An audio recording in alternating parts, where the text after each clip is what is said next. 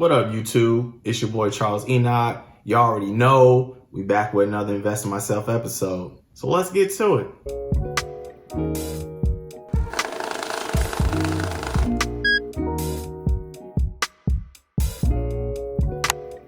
So before I get into the video, my personal goal is to get 10,000 subscribers before the end of the year. I know it's a crazy goal, but it's my goal. So let's make this thing happen. So take a little time, smash that like button for me. If you're new to the channel, go ahead, take a little time, hit that subscribe button and the notification bell as well. Also, if you can, leave some type of comment.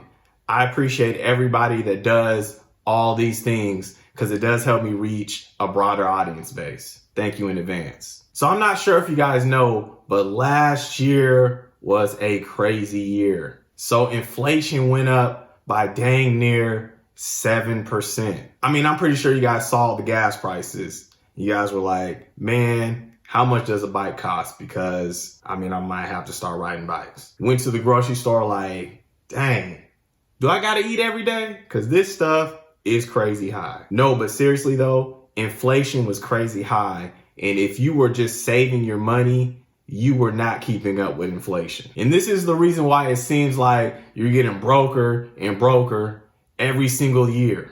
And technically, I mean, it is true. Now, the other thing about last year, the S&P 500 grew by 27% for the year. That is a crazy return. So you're not only keeping up with inflation, but you're allowing your money to make you more money. So the net is, if you were saving money last year, you lost last year. If you were investing your money, let's say for this example, the S&P 500, you got a pretty sweet return for the year. So in this video, I'm gonna show you guys how to start the year right using a velocity banking method so that you can invest your money instead of trying to save up your money for an emergency fund and not beating inflation. Now, I know this sounds like it's not possible, but it definitely is. So you already know, I got the whiteboard in the back. We about to break this thing down like a fraction.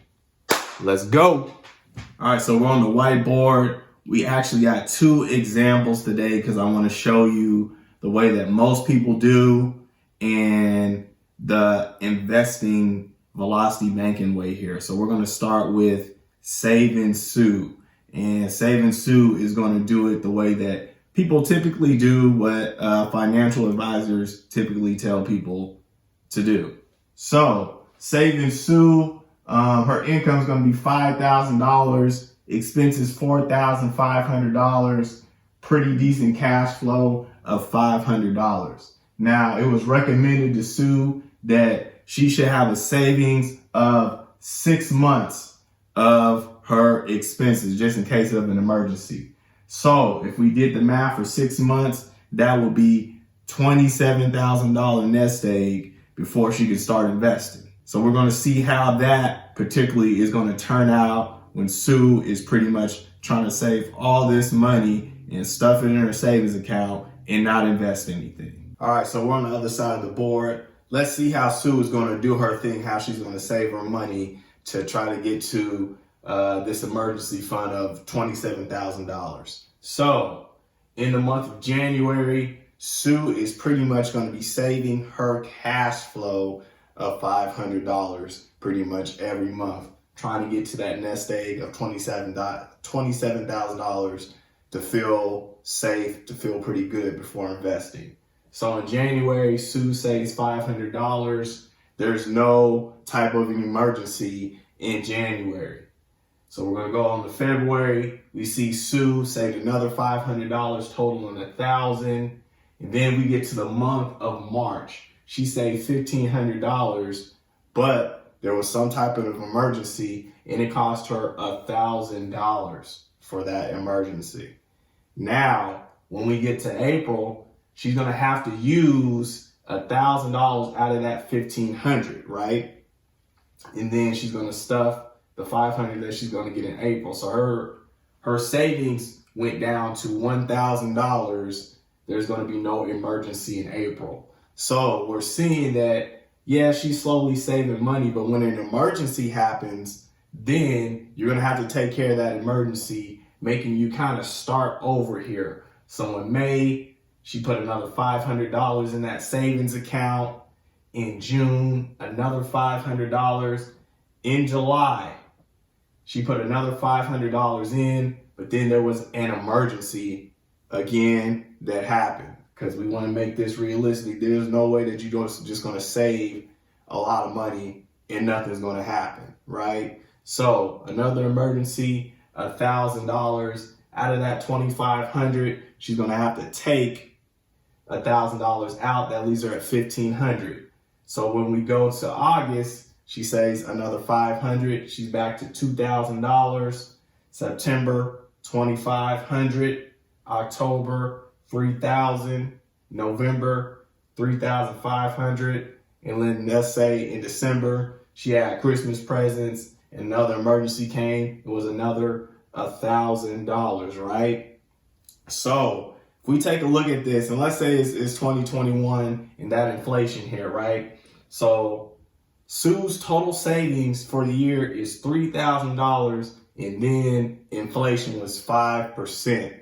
So that $3,000 that she saved is not really $3,000. You got to minus 5% from that because inflation hit it. So she actually ended up losing money. Now, in the grand scheme of things, we see that Sue's goal is $27,000. She only had $3,000, and it's really not $3,000 because of inflation. So it's going to take Sue forever to try to get this 6-month emergency fund goal. And Sue is actually losing money because she's not even investing. So this is where a lot of people are just saving all this money, right? And then they're losing money from inflation and they're not keeping up with inflation. So it seems like you're getting broker and broker and broker every single year. All right, so we're on the other side of the board here. We got another scenario. We're going to have Investing Ivy. Now, Investing Ivy has looked at my video about velocity banking, and she is going to want to do the velocity banking strategy and start investing. So Investing Ivy is going to have the same financial income and resources and everything here. So she's going to have $5,000 in income. Expenses are $4,500, meaning that her cash flow is $500. Now, Investing Ivy got a HELOC of $30,000. Now, the HELOC will be the emergency fund. So if the emergency happens, she can pull from the HELOC, meaning that her cash flow, she can always invest that money, so that money is making more money, right? So let's kind of take a look and see how Investing Ivy, how she is going to hit the year investing her money. So in January, we have the emergency fund, the HELOC, right, of $30,000. Investing Ivy, let's say that she put it in stocks of the S&P 500, crypto, whatever you want to do. Let's say that she put it in stocks, right? That's $500 in stocks. The next month, February, still got our HELOC, our emergency fund of $30K, 6 months worth of money built up, right? And then another $500 in those stocks. Now the month of March comes, another $30K, puts another $500 in those stocks while the stocks are, doing their thing for the year. Then an emergency happens of $1,000. Now, Ivy is going to have to pull from the HELOC. So she's going to take $1,000 out. That's going to be $29,000. So for April, she's going to have to stop investing in the stocks, but the stocks are, they're still doing the thing. Hopefully they're growing. So she's going to put $500 of the $29,000 into the HELOC, which makes it $29,500. Stocks are still at $1,500 doing their thing. No emergency. We come to May, then Ivy's going to fill her HELOC back up to $30K, right? And then she couldn't invest in the stocks, but the stocks still doing their thing. Come June hits, she's going to put $500 more in stocks. So she has $2,000 in stocks. HELOC is paid in full, that emergency fund. There's no emergency. Come July, we see that we still got the 30K, and then she puts another 500 in there, so 2,500 in stocks, and then boom, an emergency hits of $1,000. So out of that 30K, she's gonna take $1,000 out. It's gonna be 29K now. Come next month in August, she gets her $500. She has to stop investing for a little bit, stuff that thing into her HELOC. So now it's 29,500. Stocks, they still doing their thing, but 2,500 worth of stocks, no emergency. We go to September, we're back up to that 30K of the HELOC, because it was 29,500. Put our 500 in there of cash flow, back up to full. Stocks, they still doing their thing, no emergency. We go to the next month here, we have the 30,000, and then we're gonna put 500 into stocks, so $3,000 worth of stocks, right? Now we come to the month of November. We still got our HELOC is $30,000, so it's paid up in full. Then we're going to throw another 500 into our stocks, right? And then December hits. We still got our 30,000. We threw 500 into stocks, and let's say Christmas hits, an emergency, it's going to be $1,000. So you're going to pull from your HELOC to fund that $1,000 of emergency, or the holiday season or whatnot.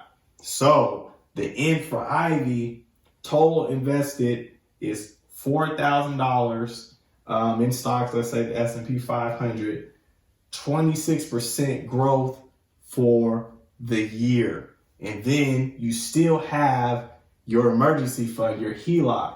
So we see that Investing Ivy had an investing mindset since the beginning, right? So we use the bank's money for emergency. Our money, we're going to pay ourselves. We're going to invest and make that money make money. When an emergency happens, we're going to use the bank's money, that HELOC, and then we're going to pay that HELOC back. Once we pay the HELOC back off, we back to investing, right? Because we want our money to make more money, to make more money. So you see how the methods are different, and how Investing Ivy overall is going to be better off because she has an investing mindset, and she's not worried about saving her money to have a 6-month emergency fund, right? And for those that may not have a house or anything, you can still get a personal line of credit. Now, it may not be $30,000. You may get $10,000 or $15,000.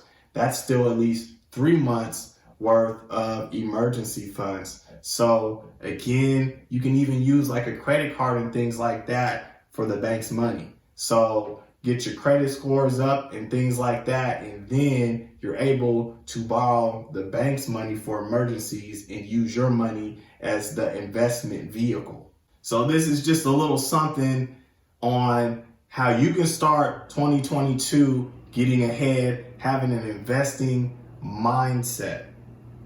So I hope this video was helpful. If it was, definitely leave a comment. Remember, trying to get 10,000 subscribers. So go ahead, hit that subscribe button, hit the notification button, and also hit that like button for me. And like always, you guys have a good weekend. Peace out.